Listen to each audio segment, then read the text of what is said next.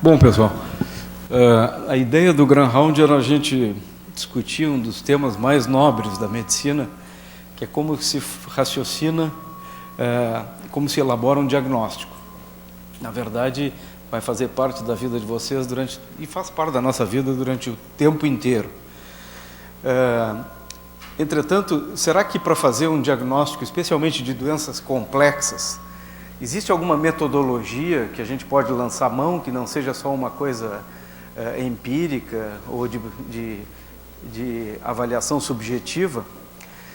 Para a gente responder essa pergunta, a gente convidou a professora Beatriz, conhecida de todos vocês, uma pessoa que tem uma larga experiência nesse tema específico, uma das melhores internistas que nós temos no nosso meio, médica da minha mãe.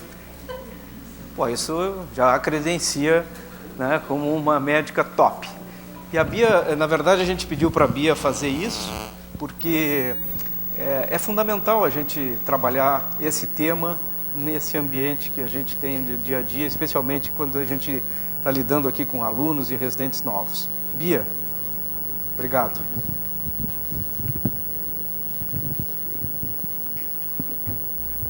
Bom dia a todos. Obrigada à vice-presidência, ao NASE, pelo convite. E, na realidade, o título dessa aula, que é Como se elabora o raciocínio diagnóstico, ele é impossível.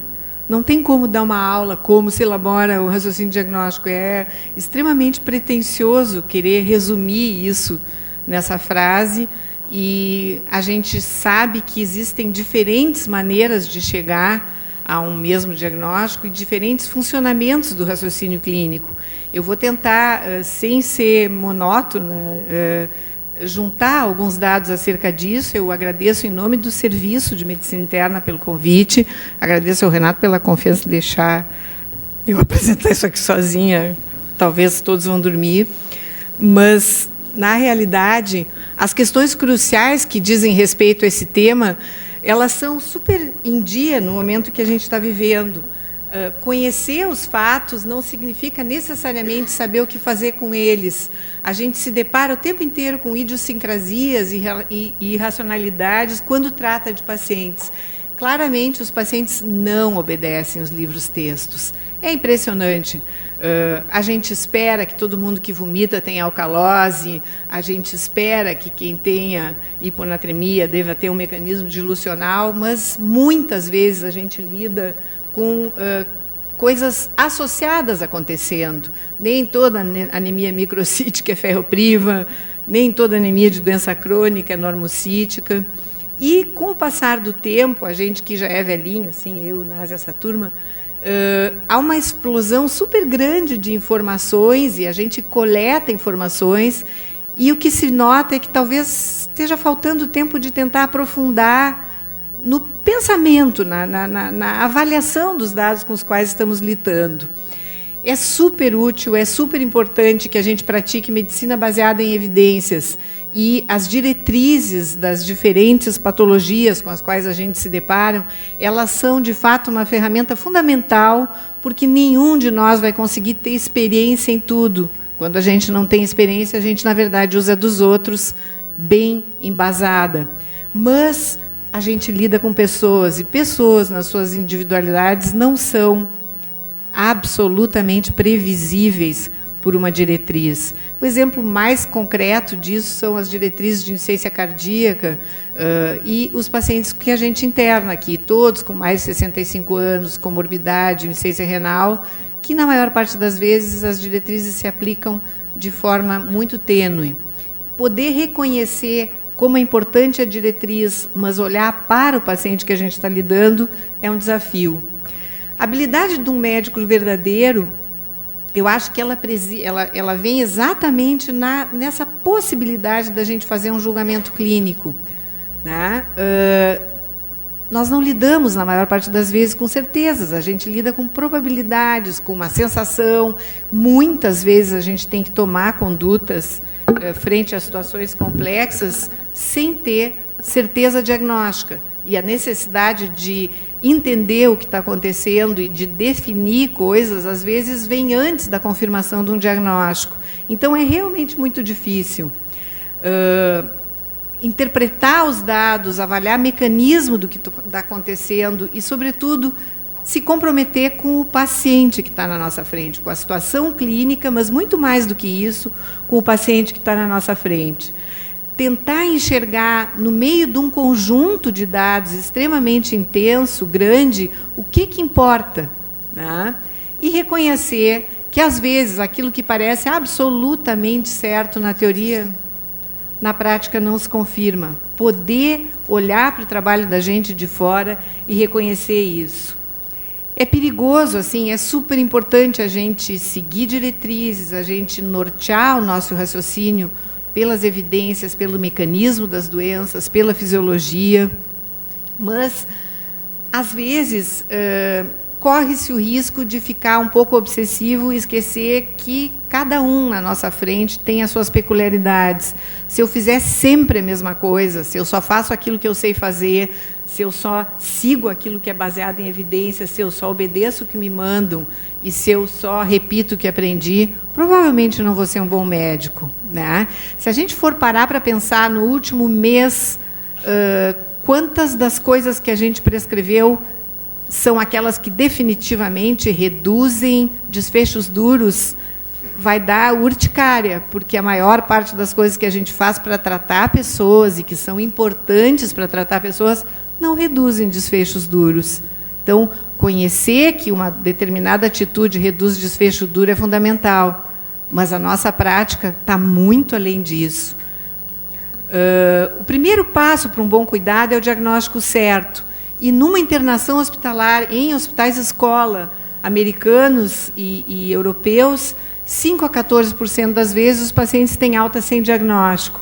Nas autópsias, em torno de 10 a 20% de erros diagnósticos são elicitados e novos diagnósticos não contemplados aparecem em 1/4 dos casos. Então, de fato, essa questão do diagnóstico é super importante. Mas, mais do que isso, com o diagnóstico correto, 45% não ganham o cuidado recomendado baseado em evidências e 20 a 30% das investigações realizadas são inteiramente desnecessárias. Então, essa questão, de fato, está na ordem do dia. Esse é um quadro, fica elegante, assim, numa sessão clínica, mostrar um quadro chique, que mostra como seria para um professor dar aula de raciocínio clínico. Na verdade, não existe isso, não tem como dar aula de raciocínio clínico. A gente vai estar sempre falando de casos, a gente vai ser sempre interativo, dependendo das circunstâncias.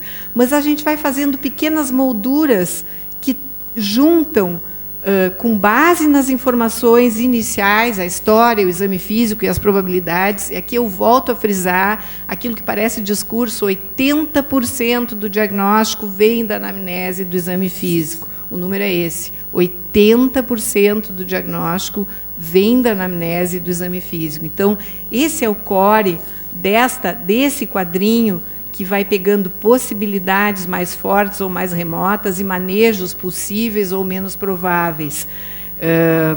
Como é que a gente faz isso? Boa pergunta.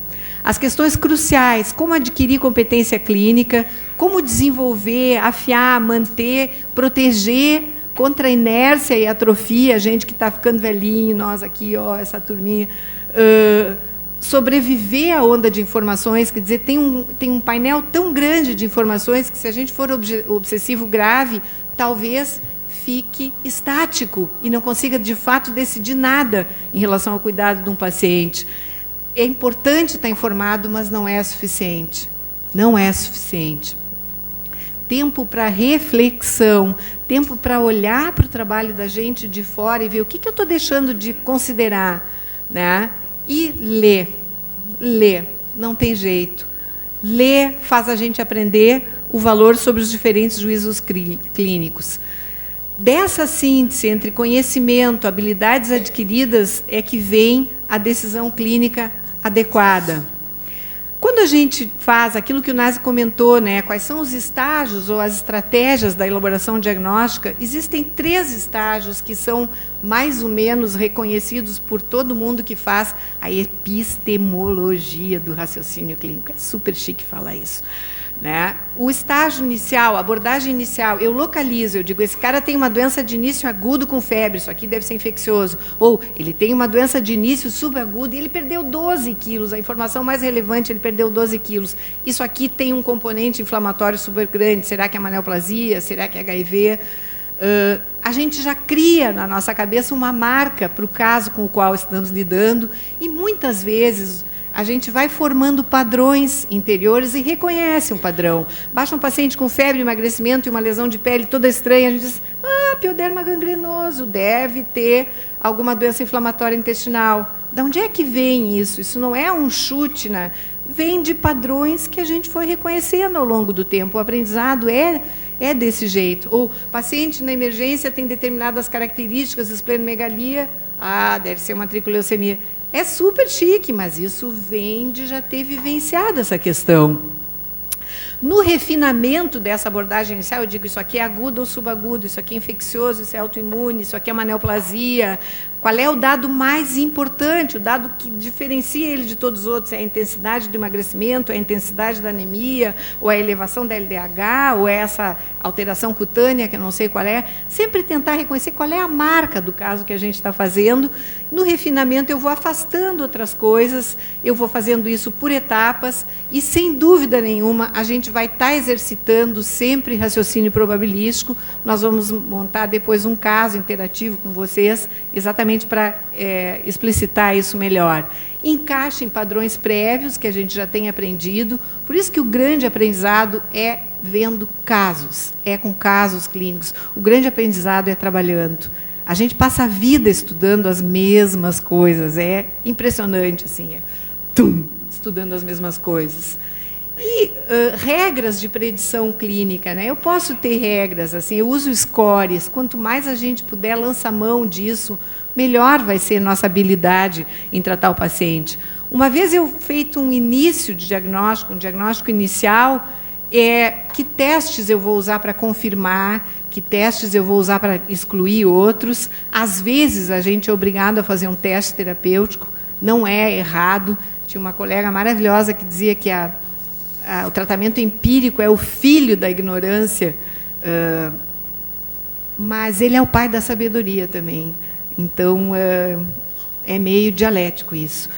E o teste do tempo. O quanto o nosso diagnóstico presuntivo resiste ao tempo, o quanto ele resiste à evolução clínica do paciente. Já teve pacientes que a gente achou que era uma vasculite primária do sistema nervoso central e que depois não era. Como é que isso se comporta ao longo do tempo é uma questão crucial e que mostra como é difícil a nossa vida.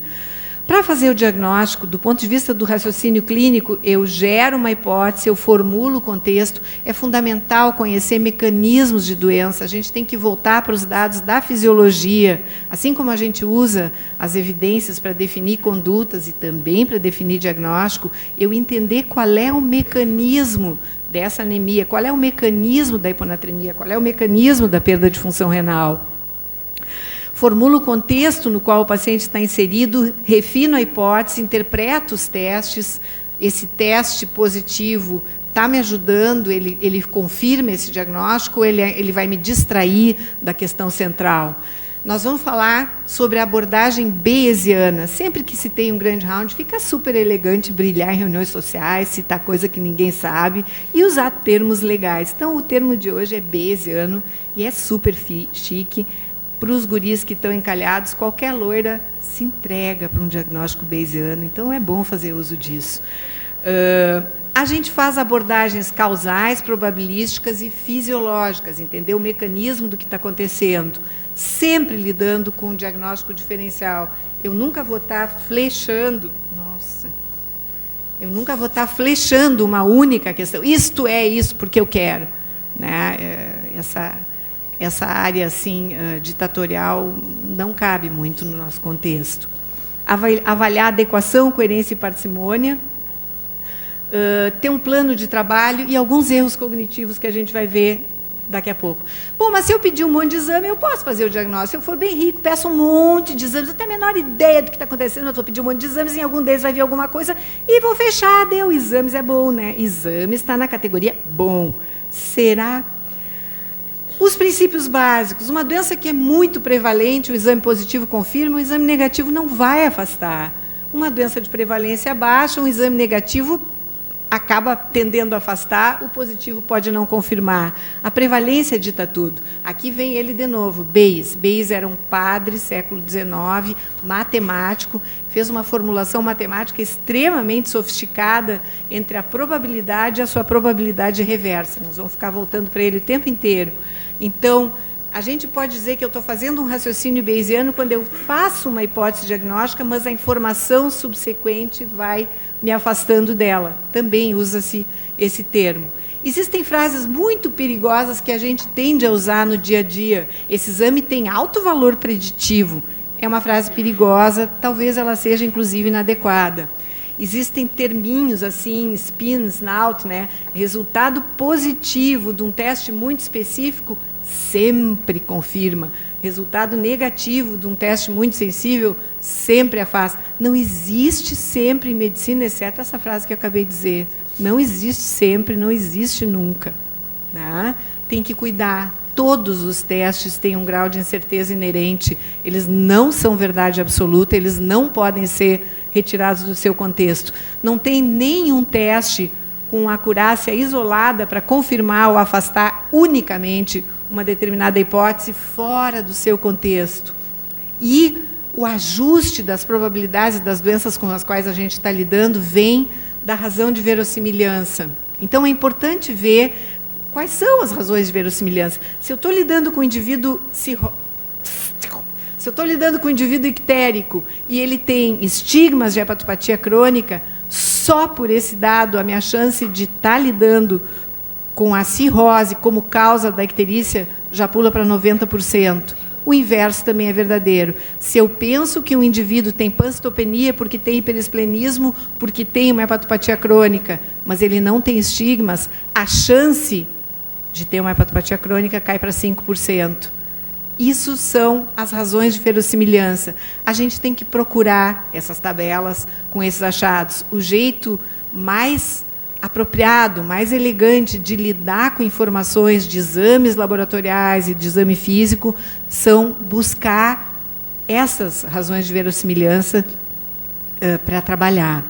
Eu vou dar um exemplo de uma situação de uma probabilidade pré-teste baixa e como um teste realizado não necessariamente me serve para nada. Né? Uma probabilidade pré-teste baixa, em 1000 testes, a doença vai estar presente em 100 e ausente em 900. Digamos, a chance de uma freirinha muda, ter um HIV positivo e ter, de fato, a doença. O muda está aqui só para a gente acordar. Veja só, mesmo com um teste muito sensível, a probabilidade de que ela tenha a doença é de 33%. É alta, é de 33%. É o problema do muda. O que mudou aqui foi o muda. Já uma probabilidade pré-teste alta, em 1000 pacientes, a doença presente em 900 e ausente em 100, o exame, na verdade, é um confirmatório. Né? Um teste muito sensível, HIV no indivíduo com todos os fatores de risco de fragilidade social, usuário de drogas injetáveis, mora na rua, que vem com febre, emagrecimento e faz um HIV e dá positivo. A chance dele ser verdadeiramente positivo é muito alta, 98%. O exame, na verdade, é confirmatório. Já naquela freirinha muda, provavelmente o exame era um falso positivo. Então, o exame não define a nossa vida. Medidas e erros sempre vão ter valores limítrofes e o erro é inerente à condição humana. Qualquer resultado pode estar errado, valores de referência variam e valores normais estatísticos, 5% das vezes, vão estar fora do valor normal e a doença não está presente. Então, de fato, a nossa atividade lida basicamente com a incerteza. O que a gente faz? A gente é administrador de incerteza. E se a gente for obsessivo grave, assim, tipo Monk, não sai de casa, não vai trabalhar, vai ficar desenvolvendo alguma coisa no web design, que é mais fácil. Então, eu vou fazer um monte de exames. Não, se eu fizer um monte de exames, a minha chance de errar é maior. Múltiplos exames, sem um embasamento clínico para justificá-los, só aumenta a minha chance de errar. A probabilidade inerente a qualquer teste estar errado chega a 5%.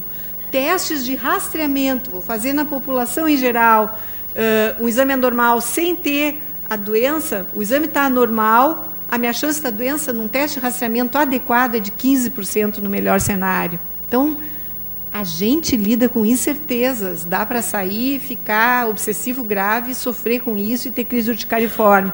Além disso, existe a variação inerente aos exames, né?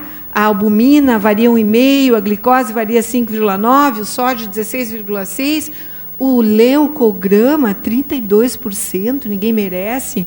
Então, pedido de exames ao acaso, se eu fizer um painel ao acaso de 8 exames num contexto clínico adequado, ainda assim, 1/4 deles podem estar alterados simplesmente porque o exame erra.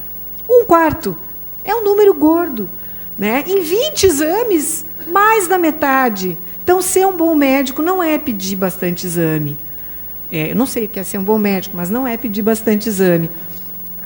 O Fletcher está de graça aqui, tá? Aqui vou dar um exemplo de como contextualizar isso, que eu acho super bonitinho, né? Eu vou lidar com as probabilidades pré-teste e pós-teste e como eu me situo. Eu tenho um homem de 45 anos que vai fazer uma ergometria para avaliar a possibilidade de que tenha doença coronariana. E ele sai de uma probabilidade pré-teste baixa. O único fator de risco que ele tem é ser um homem, né? A probabilidade pós-teste dele vai variar muito pouco se o eletro de esforço tiver depressão de 1 milímetro ou se ele for normal. Quer dizer, a minha probabilidade pré-teste ela é pesada para definir o que eu espero de um exame. Ela organiza o raciocínio. Já esse outro cara aqui, ó, que tem angina típica, ele já sai de uma probabilidade pré-teste. Ele tem angina típica, é um diabético, é gremista, fumante, tem uma cintura de 123 centímetros, toda a família morreu de morte súbita, não consigo pensar mais nada, hipertenso. Ele já sai de uma probabilidade pré-teste quase de 90%. E, na verdade, o exame só confirma, né? Então, o tempo inteiro a gente está lidando com isso. Como varia num cara que tem uma probabilidade pré-teste limítrofe, se ele tem um eletro de esforço normal, a probabilidade pós-teste dele aumentou um pouquinho. Se ele tem depressão de 1 milímetro, ele já sai para 70%. Isso a gente faz o tempo inteiro e nem se dá conta. Conhecer essas probabilidades é uma coisa importante. Usar esses scores é uma coisa importante. Ter essas ferramentas para nortear a tomada de decisão é importante. A gente acha que, quanto mais velho, maior o grau de expertise. Quanto mais velho, o conhecimento sobe linearmente e a gente vai ficar um sapo gordo que sabe tudo e só coacha, olha um paciente e diz, poliarterite nodosa. Mas isso não acontece. Infelizmente, no mundo ideal, entre ser um doutorando nervoso e ser um velhinho que nem nós aqui da frente, não melhora muito. Não melhora muito, assim. A gente passa a vida estudando as mesmas coisas. Graças a Deus. Quer dizer, ninguém está pronto nunca. Todo mundo está na linha de montagem, fase final de acabamento. E essa é a coisa legal também.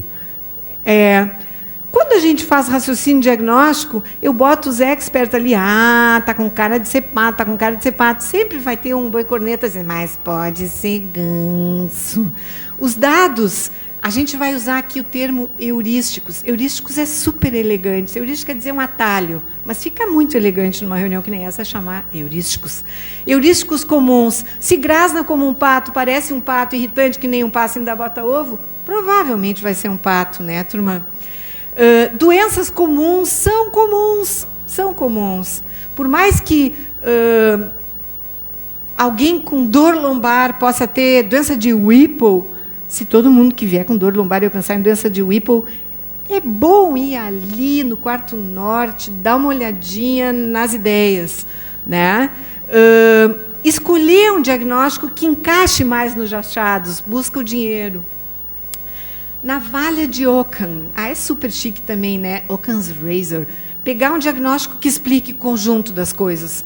Se eu tenho um diagnóstico que explica tudo que o cara tem, é muito mais provável, isso está provado matematicamente, do que ele ter 5 doenças concomitantes. Quando surgiu a infecção pelo HIV, se achou que o HIV matou a navalha de Ockham. A gente que é dessa época, né, mas ele é mais velho que eu. A HIV matou a navalha de Ockham. Não, ficou depressão da imunidade celular e o mesmo cara tinha tudo, inclusive eventos autoimunes. Às vezes, a melhor medicina pode ser observar. E a gente trata um paciente, não os números. Então, a gente usa evidência, a gente usa medicina baseada em evidência, a gente precisa disso, mas a pessoa na nossa frente continua sendo única. Vamos pegar um caso clínico agora, eu preciso da participação de vocês. A ideia é que ele seja interativo, vocês vão procurar botões coloridos na cadeira, não vão achar, então vai ter que ser levantando o braço. Tá? Trata-se de uma mulher de 46 anos, branca, que vem com uma história de sangramento vaginal de 2 dias para cá. Ela tem, além disso, fraqueza, anorexia, cefaleia, vômitos e, pior, importante, do estado geral. Ela vinha tentando engravidar, estava já com atraso menstrual de 10 semanas, no último ano teve 2 abortos, e há 4 dias atrás teve um beta-HCG positivo. Eu, que sou bem esperta em gineco, acho que ela estava grávida. Ela tem 3 gestas prévias com hipertensão precoce e teve uma medida da pressão arterial há um ano de 165/90, onde, na consulta, foi notado que ela tinha fenômeno de Raynaud. É realizado um hemograma que mostra uma hemoglobina de 10, ela tem 40.000 plaquetas, com 6% de reticulócitos, eles estão aumentados, mesmo corrigidos. A albumina é 2,9, a bilirrubina total é 3, as transaminases são normais, a LDH é 2.000 e a creatinina é 4,5. Vou deixar 30 segundos para vocês refrescarem. Dados clínicos, todos a par, vou adiante. Não vou, apertei errado. A pressão dela na consulta é 240 por 139 medidas. A pessoa estava um pouco preocupada que fosse pseudohipertensão, mas, de fato, em 9 medidas era 240 por 130, ela estava taquicárdica e havia estertores bibasais. Parece que ela está meio doente, né, turma? É coletada uma gasometria que mostra uma PCO2 de 18, uma PO2 de 75 com uma FO2 de 40%, e um bicarbonato diminuído. Uau! No sangue periférico, o médico que estava atendendo era um R1 da medicina interna, super bom, e ele disse, vou olhar o sangue periférico. Tinha plaquetopenia e hemácias fragmentadas. Uau! Ela começa a convulsionar. Nessas alturas, o nosso R1 diz, salve-se quem puder. E vai lá na CTI atrás do VR. Então, esse é o nosso caso, turma. A primeira coisa que a gente vê é, não está bem a moça, né? Concordam? Bom, vamos adiante. As hipóteses operacionais iniciais foram síndrome antifosfolipídio, eclâmpsia, síndrome HELP, síndrome hemolítica urêmica ou púrpura trombótica trombocitopênica. Todas essas hipóteses, elas estão no capítulo Salve-se quem puder ou Deus nos acuda. Elas variam do Salve-se quem puder para o Deus nos acuda e a gente reza para não encontrar essa paciente num plantão. Ela recebeu enalaprilat, diálise e plasmaférese, fez uma ressonância cujos achados foram compatíveis com encefalopatia hipertensiva, fez um ecodoppler renal que mostrou diminuição difusa de fluxo e foi para uma arteriografia renal. É um caso horrível, né? Nessas alturas, a gente está com aquela lista de diagnósticos iniciais, mais correndo entre hipertensão acelerada maligna ou crise esclerodérmica, pelo conjunto de dados que a gente tem até aqui. Ela está na categoria help me, não só da síndrome, mas socorro, salve-se quem puder. Aí ela traz exames, ela tem um fator antinuclear 1/1000, o anti-RNA 1, 2 e 3 positivo e um anti-escleroderma positivo. Nosso doutorando, crachá azul, olhou tudo aquilo e disse... Foi falar com a R1 que dizia... Foi falar com a R2 que disse... Vão na CTI, chama o VR. Era assim que o caso evoluiu. Fiz uma biópsia renal, inclusive saiu no mesmo dia e o anátomo 24 horas depois. Né? O que o anátomo mostrou? Basicamente, espessamento internobular. Ficou fechado o diagnóstico de crise renal esclerodérmica. Vocês viram como a vida pode ser dura, né? É fumeta. É muito ruim esse nosso trabalho. A gente não lida com certezas, a gente lida com barbáries e vai tocando como se isso fosse nada. Mas se eu for olhar dentro dessas hipóteses e eu fecho praticamente o diagnóstico com esse conjunto de dados, eu sei que é autoimune, pode ser lúpus, pode ser vasculite lúpica, ou está nessa seara, eu reconheci padrões de comportamento. Aí eu vou refinar com a biópsia renal, vou refinar com esses exames.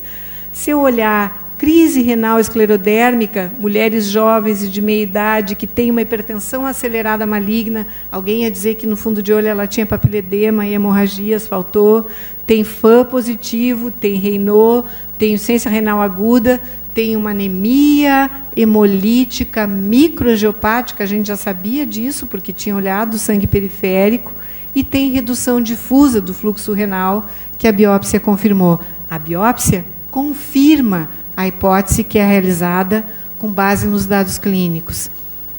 Esse é o cenário no qual a gente circula o tempo inteiro, até sem se dar conta. Né? Se eu pego no raciocínio clínico, eu vejo, bom, ela tem uma anemia hemolítica microangiopática, abordagem inicial, isso aqui é uma microangiopatia trombótica, ela está fazendo CIVD, associado, né? Está grávida, isso aqui é por causas obstétricas, ou ela tem uma neoplasia, ou ela tem uma inflamação. Bom, mas o fibrinogênio é normal, o tempo de protrobina é normal. Vai caindo por terra essa hipótese, e eu fico pensando, ela tem, de fato, uma microangiopatia trombótica. Bom, mas aí então eu já estreitei a minha linha de raciocínio. Eu estou entre síndrome hemolítica urêmica, púrpura trombótica trombocitopênica, síndrome antifosfolipídico ou crise renal esclerodérmica. A gente fica pensando, mas crise renal esclerodérmica, ela não tem os dados periféricos. Não, não tem, nem vai ter, nem precisa. É dura a vida. Né? Quando eu pego o Raynaud, o fator antinuclear e o anti-RNAP, eu quase que, pedindo o exame apropriado, no cenário apropriado, eu confirmo a hipótese. E eu confirmo mais do que o anátomo, porque ele não é específico de nenhuma dessas patologias. O fato de não ter lesão cutânea fala contra a crise renal esclerodérmica, mas 20% não tem. E fala a favor de hipertensão acelerada maligna. Hipertensão acelerada maligna, alguém que em 1 ano vai estar em diálise se não tratado completamente. Mas isso é um conjunto de dados, não é um diagnóstico fechado. E aí, quem sabe era uma hipertensão acelerada maligna e aqueles exames, o FAM, o anti-RNA, eram circunstancialmente positivos. Bom, mas a arteriografia renal que ela foi levada tinha redução difusa do fluxo. Ela faz a biópsia que confirma crise renal esclerodérmica. Como a vida pode ser dura, como eu trouxe esse caso que é danado para a Catende, assim, ele é do livro do Jerome Cassirer, mas, na realidade, esse é o nosso dia a dia. A gente nem se dá conta que isso é o que a gente faz o tempo inteiro.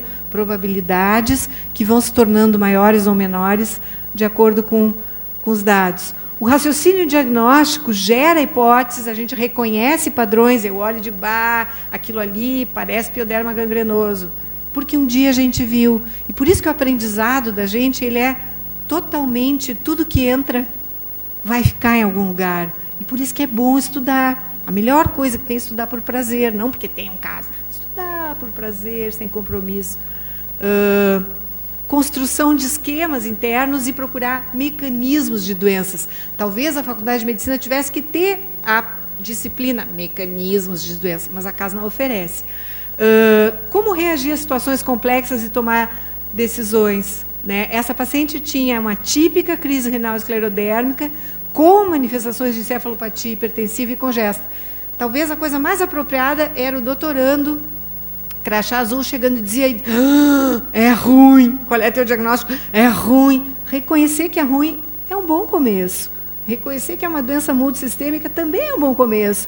E reconhecer que eu não tenho a menor ideia do que se trata, às vezes pode ser a coisa mais apropriada. O diagnóstico, ele é hipotético-dedutivo. Eu gero as hipóteses iniciais, eu reconheço padrões que a gente foi aprendendo ao longo da vida e eu vou usar atalhos. O Doppler dela era um atalho. Atalhos heurísticos. Atalhos heurísticos é super chique de dizer numa reunião que nem essa. Que vão sendo corrigidos. Quando eu fiz um atalho, disse, aquilo ali parece pioderma gangrenoso, mas só que não. Isso é bayesiano. Fica elegante, né? Parece isso, só que não. Bayesiano. Dá para quem está encalhado, arranja namorada direto, só dizendo isso. A mulherada adora ouvir bayesiano, é um clássico. Bayesiano é muito chique. O processo inicial pode ser analítico, dedutivo ou intuitivo. Eu pego um cara que tem gama-GT aumentada, VCM aumentada, estudante de medicina, deve estar bebendo. Vertigem, neuronite vestibular, deve ser professora do departamento com mais de 45 anos. Rigidez unilateral, é problema. Rigidez unilateral, nós todas qualificamos. Rigidez unilateral, roda denteada, Parkinson. A gente reconhece esses padrões, a gente estuda padrões, guarda padrões e reconhece padrões. Complicado o diagnóstico intuitivo, né? Às vezes eu vou fazer um diagnóstico intuitivo e eu não ponho as coisas que o suportam. Eu não vou usar as evidências para suportá-lo. Aí a vida começa a ficar perigosa. Eu sou só um cara super intuitivo. Talvez eu fique melhor ganhando dinheiro, medicina e dinheiro vão cada um para um lado, via de regra. Né? Se eu buscar informações só para confirmar a minha hipótese, eu flechei, é isso, eu só vou pedir o que confirma, não vou pedir o que duvida da minha hipótese. É pênalti, não vai dar certo. Né? Qual é a proteção contra pênalti? Informação plena, questionamento, sempre considerar outras hipóteses. Eu posso trabalhar com uma hipótese operacional, mas eu tenho que olhar o contexto ao redor dela, que era aquele quadro chique lá, que tinha colorido dos quadrados, vocês lembram? O primeiro passo para um manejo correto é o diagnóstico correto. E a disciplina diagnóstico, a casa não oferece. Existem erros comuns em abordagem.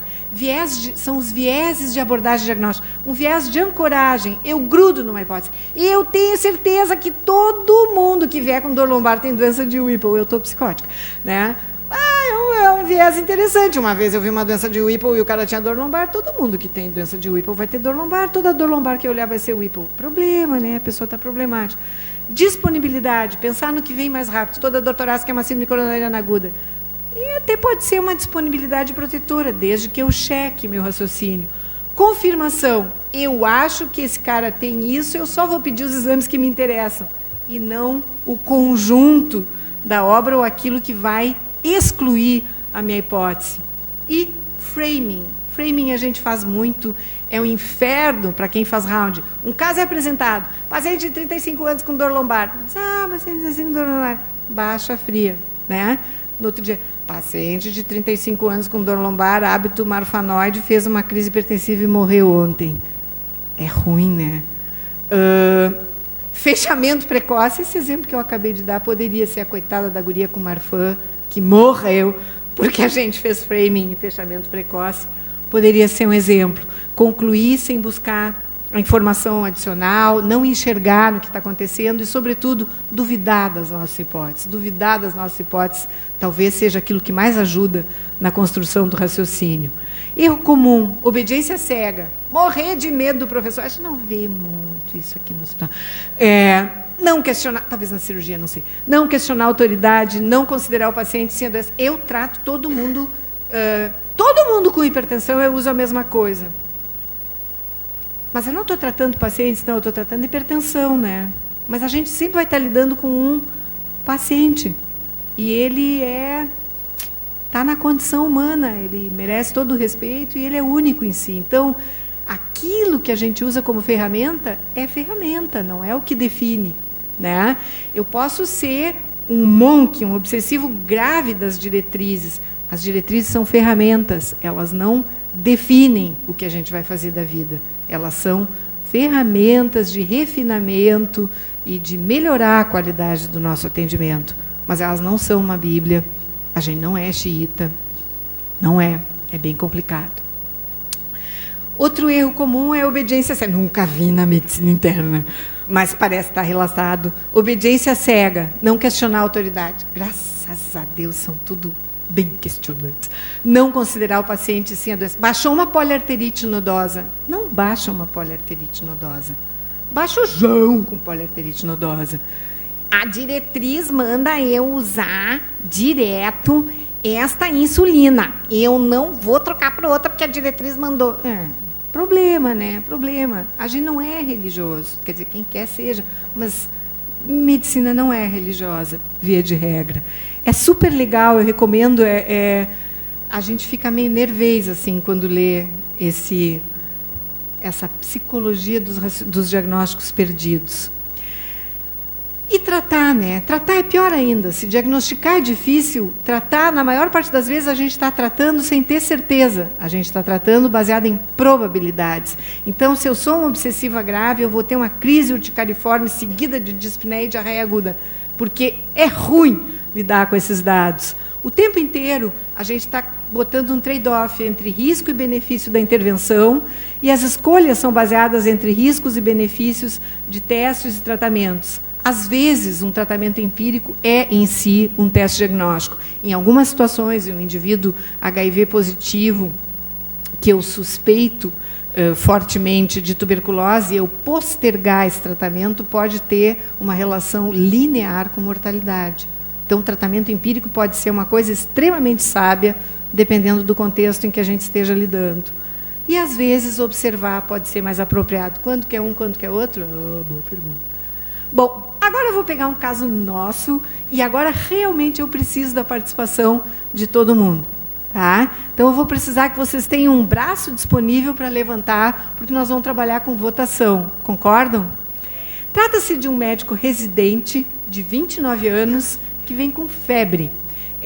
Ele tem uma história de 3 semanas para cá, que às vezes ele ficava mais cansado, tinha dores musculares, estava cansadinho, chegava em casa cansado, tinha que sentar um pouco, não tinha muito sintoma de localização para nada, às vezes tinha um calafriozinho rápido, assim, mas nada muito maior.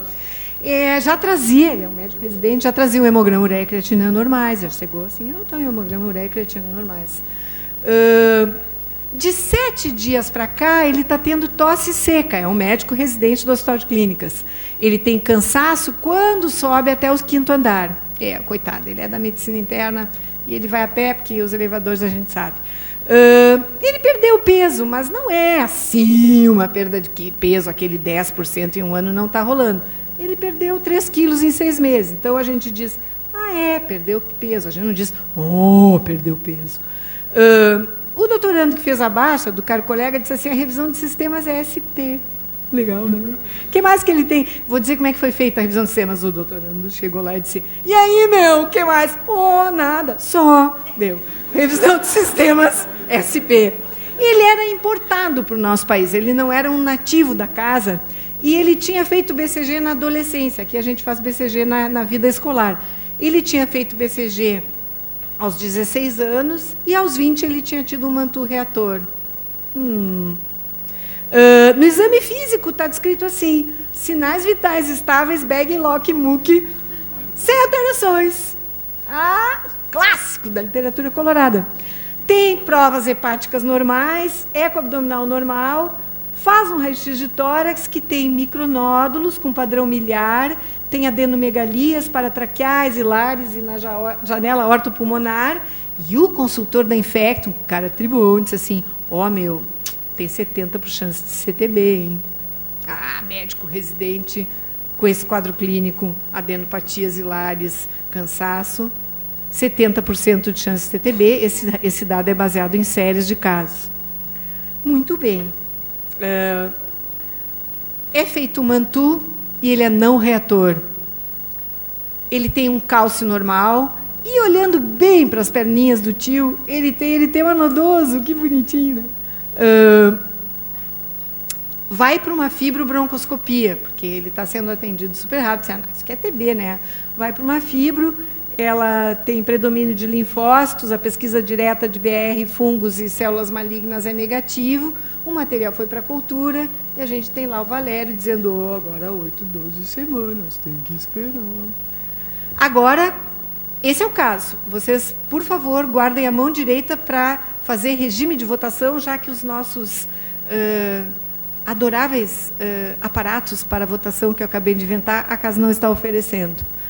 Quem acha que com esses dados, assim, mais ainda, ele fez uma biópsia transbrônquica, a professora Lúcia disse assim, granuloma, sem necrose caseosa. É só para a gente continuar aqui, né? Se fosse com necrose caseosa, a gente ia para casa e dava RHZ.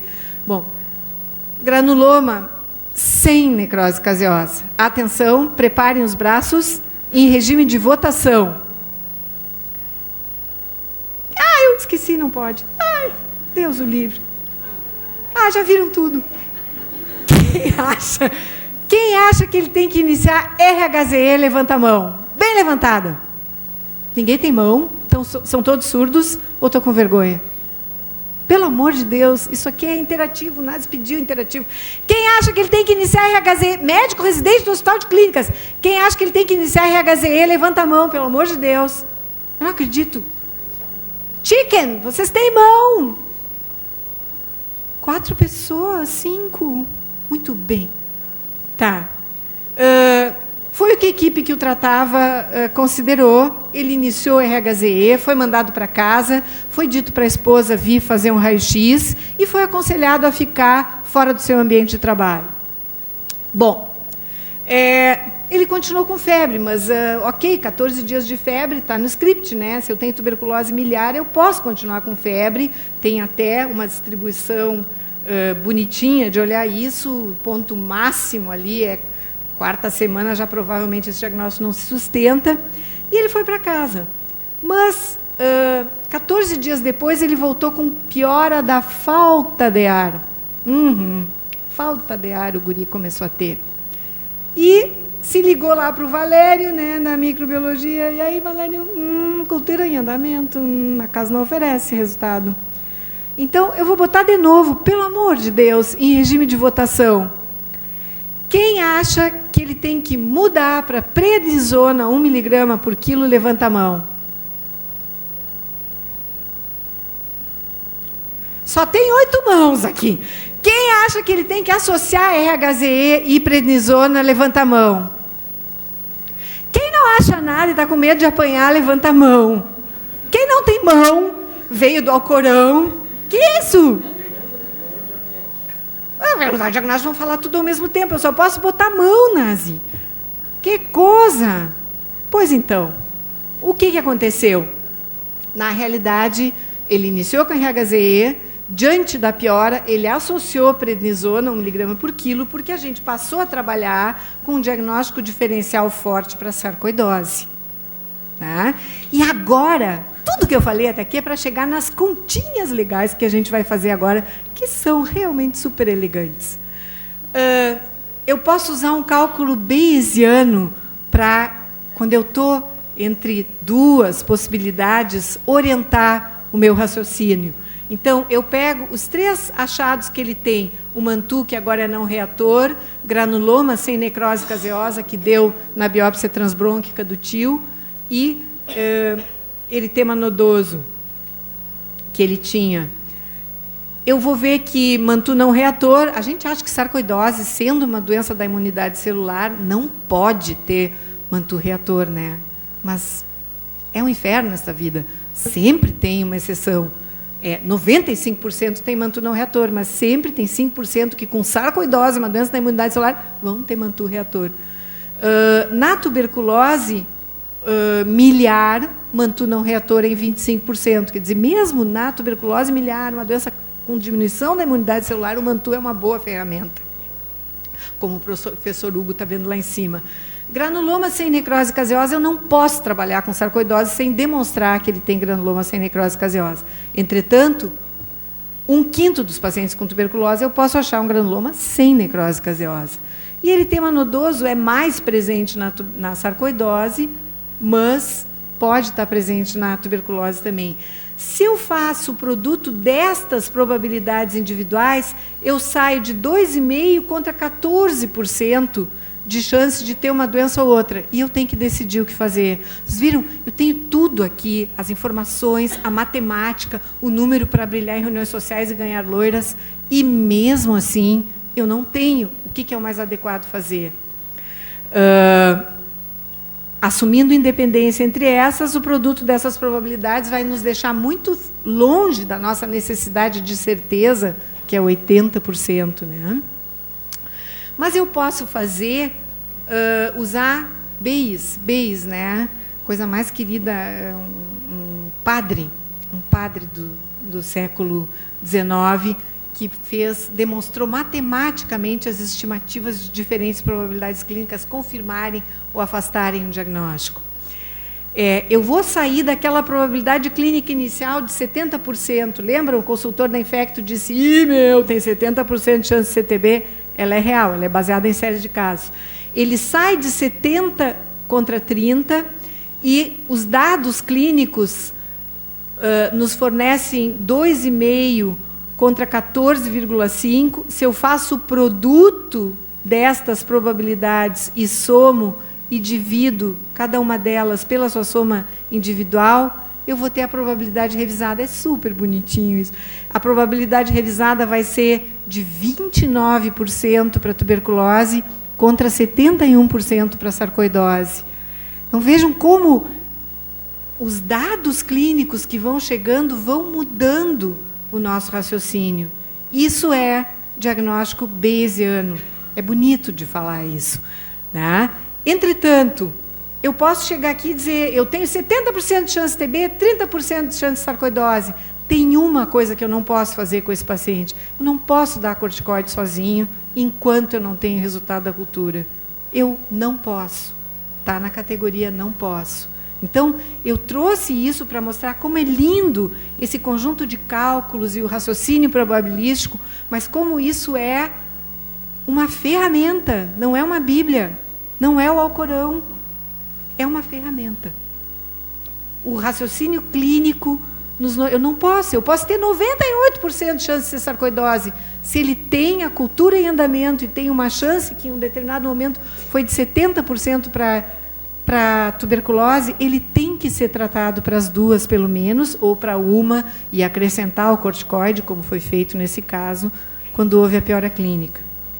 Esse é um exemplo bem bonito. Eu aconselho todos a procurarem. Esse caso é um caso antigo do New England, mas ele explica essa coisa chique de brilhar em reuniões sociais, que é fazer um raciocínio bayesiano. E eu acho que ele torna para nós mais presente uma coisa que a gente faz intuitivamente. Por fim, estou terminando. Será que todos os médicos são bayesianos? As decisões clínicas são bayesianas. Eu fico com uma possibilidade e outra e eu vou limpando o meu raciocínio com a informação coletada. Na verdade, a gente faz essa continha o tempo inteiro. A história e o exame físico também são testes diagnósticos, só que a especificidade e a sensibilidade raramente são conhecidas. E a gente usa raciocínio bayesiano quando formula a hipótese. Agora, um casinho simples. Um homem vem com febre há 3 dias e sintomas gripais. Será que é gripe? Parece, né? A probabilidade maior de qualquer homem que venha 3 dias com febre e sintomas gripais ser gripe é a maior. Não tem jeito, isso é a navalha de Ockham. Eu vou limpar o que tem em volta e vou no que é mais comum. Né? Homem há 3 dias com febre, deve ser gripe, ele tem sintomas gripais. Mas aí vem a categoria EPA. Ele veio de Libreville, no Gabão, onde estava trabalhando como voluntário, e todo mundo em volta dele está morrendo de febre, hemorragia, sangrando por tudo, sangramento gengival, e os sintomas iniciam como uma síndrome gripal. Uau! Bayesianamente, provavelmente a gente entrou na categoria salve-se quem puder. A informação coletada gerou medo. E esse é o caso. o diagnóstico final é socorro. Tá? Com isso, a gente encerra. Eu gostaria de recomendar, isso aqui é da Marizinha, é bárbaro, a parte de diagnóstico laboratorial é muito bom. Quem serviu conosco lembra da Marizinha. Esse livro a gente é obrigado a ter, porque ele tem sensibilidade, especificidade, os valores preditivos. Eu acho que não dá para trabalhar sem ele, virou uma bíblia. Esse é o livro do Genome Casterer, onde esses casos foram baseados, e ele é muito bom de ler. E esse aqui é a nossa vida real, a gente lê e quer desistir da medicina e ir para a pescaria, porque os nossos pacientes, eles não são bayesianos, eles não são baseados em evidências, eles são alguma outra coisa que eu não sei classificar. Eles estão fora da faixa etária de tudo quanto é ensaio clínico que a gente conhece, eles têm múltiplas comorbidades que também estão fora de tudo quanto é ensaio clínico, e a gente tem que tratá-los, reconhecê-los e fazer o melhor manejo. E era isso. Eu agradeço.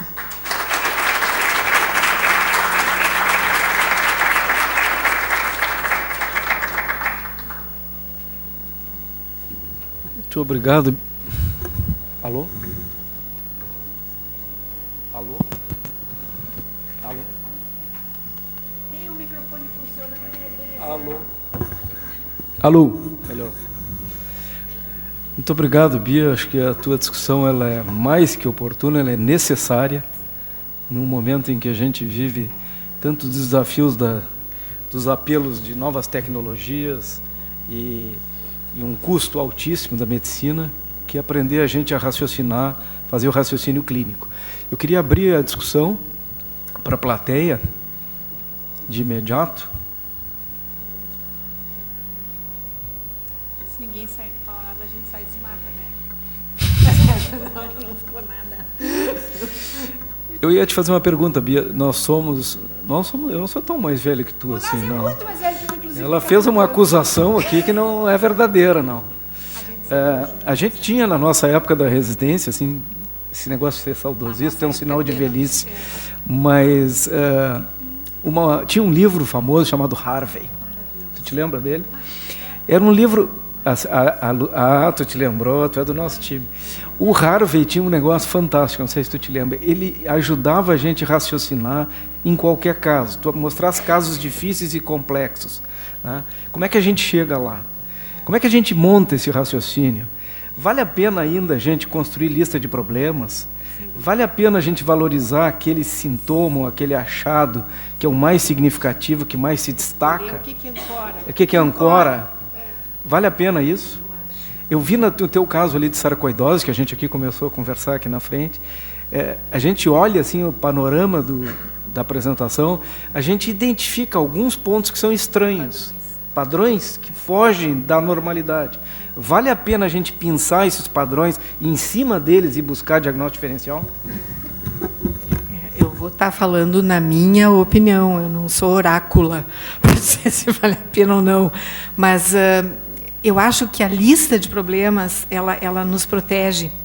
A gente que é velhinho e trabalha fora daqui também, esse exercício diário de evoluir os pacientes, mesmo quando a gente está vendo sozinho, ele é uma proteção. Ele é uma proteção para ver o que eu não estou enxergando, o que eu não estou contemplando, o que eu estou pensando do caso. Eu acho que sim. Eu acho que tem uma coisa, sempre quem trabalha com raciocínio clínico tenta ver o que esse indivíduo tem de mais chamativo, no que ele é diferente dos outros e qual é a questão mais própria do caso que coloca ele num cenário ou no outro. Né? Se a gente for pegar bom médico residente com sintomas constitucionais, ele já sai de 70% de chance de CTB. A matemática está aí para isso. Então, eu não considerar a tuberculose é um erro. Né? Mas o que é uma abordagem bayesiana? É exatamente eu ir mudando as probabilidades na medida que nova informação é coletada. Eu acho fundamental evoluir os pacientes, eu acho fundamental lista de problemas, eu acho que a gente enxerga o próprio trabalho, a gente tem a chance de fazer a crítica do próprio trabalho, e eu tenho a sensação, tendo revisado para essa apresentação super simples que foi montar, assim, uma barbada, eu tenho a sensação que essa é uma coisa a qual a gente está praticamente obrigado. Eu queria falar uma coisinha rápida. Eu acho que quando a gente frequenta a reunião da medicina interna das quintas-feiras, a gente tem um exemplo de como isso funciona. As equipes recebem os casos com anamnese e exame físico completos, e fica com o caso lendo durante 2, 3 dias, discute, cada equipe levanta as suas hipóteses diagnósticas e aí se coloca um quadro com os achados positivos à esquerda e as hipóteses das equipes são anotadas à direita. E, muito raramente, o diagnóstico não está contemplado naquela lista das hipóteses, porque foi pensado, foi estudado e foi baseado em uma anamnese e exame físico completos. Os casos já foram selecionados porque são casos que têm anamnese e exame físico completos. Então, isso aí eu acho que é o mais importante. É uma dica não só para o diagnóstico, mas para as evoluções também, né? Ao longo da internação, ao longo do tratamento, ao longo do acompanhamento do teu consultório, né, no nosso dia a dia. Eu adoro ter a fotografia da lista dos problemas. Para mim, é a foto 3x4 do doente. E ali eu já mapeei ele. E aí tu já sai, já vendo os desvios daquela normalidade daquele doente, para que lado ele está indo. Opa, escapou, isso é novo. Não, isso está dentro do esperado, dentro do raciocínio diagnóstico. Mais alguém? Amon? Bom, antes eu queria parabenizar mesmo a Bia, porque eu acho que isso... É pena que não tem mais gente vendo, isso devia ser uma aula inaugural, eu acho, no curso da medicina, pelo menos na fase inicial da clínica mesmo, da medicina. E eu acho que isso é o que falta hoje entre os médicos. Quando a gente tinha menos recursos tecnológicos, a gente confiava mais no que a gente via, tocava, sentia, ouvia. A gente cada vez confia menos nisso, perdemos a confiança do que a gente está vendo, né? E eu acho que o pessoal que está começando já começa sem nunca ter essa confiança, porque confia só no que os exames vão mostrar. Então, acho que a Bia destacou isso muito bem, mas uma coisa ali que falou, da gente tentar juntar tudo dentro de um padrão único, assim, num diagnóstico único que explica tudo, isso não é possível muitas vezes no tipo de paciente que nós temos internado, que é o paciente velho, né, o paciente idoso. É diferente de um homem de 40 anos que vai ter múltiplos sintomas, né, atingindo vários sistemas, e que a gente obrigatoriamente vai ter que buscar um raciocínio unificador, né? Mas o paciente idoso, ele geralmente foge dessa unificação. Tem realmente muitas doenças, então ele foge desse raciocínio clássico, assim, da medicina interna, né? E uma outra coisa, a Bia falou da intuição. Eu acho que a intuição, como arma diagnóstica, realmente não serve para quase nada, mas eu acho que a intuição, ou o olho clínico, ele serve para nos alertar que tem alguma coisa acontecendo ali. E um dos, né, que foi dos perigos, assim, a gente só confiar confiar na intuição, exatamente, como diagnóstico, acho que realmente é muito pobre, muito pouco, né? Mas a intuição, ela tem uma inteligência atrás, né, que a gente não consegue bem entender, mas é aquilo da gente olhar o paciente que está entrando no consultório e a gente sabe, ele está doente. E o paciente tem essa intuição, e se ele diz que ele vai morrer, por exemplo, a gente tem que confiar. Tá? Parece bem, mas segura ele, porque vai acontecer alguma coisa, ou pelo menos tem muita chance, né? Então, embora a intuição pro diagnóstico, eu acho que não sirva muito, eu acho como um alerta de que algo está errado, isso tem um valor, porque é algum sinal que a gente talvez não tenha conscientizado exatamente o que é, mas que tem um padrão que a gente reconheceu que tem algo errado. Mais alguma pergunta? Essa história de enquadrar a mulher no raciocínio bayesiano eu achei interessante. O homem eu acho que é mais fácil aquilo ali. A mulher é um bicho imprevisível, não tem esse negócio aí. Não esqueçam de levar os lanches até a próxima quarta.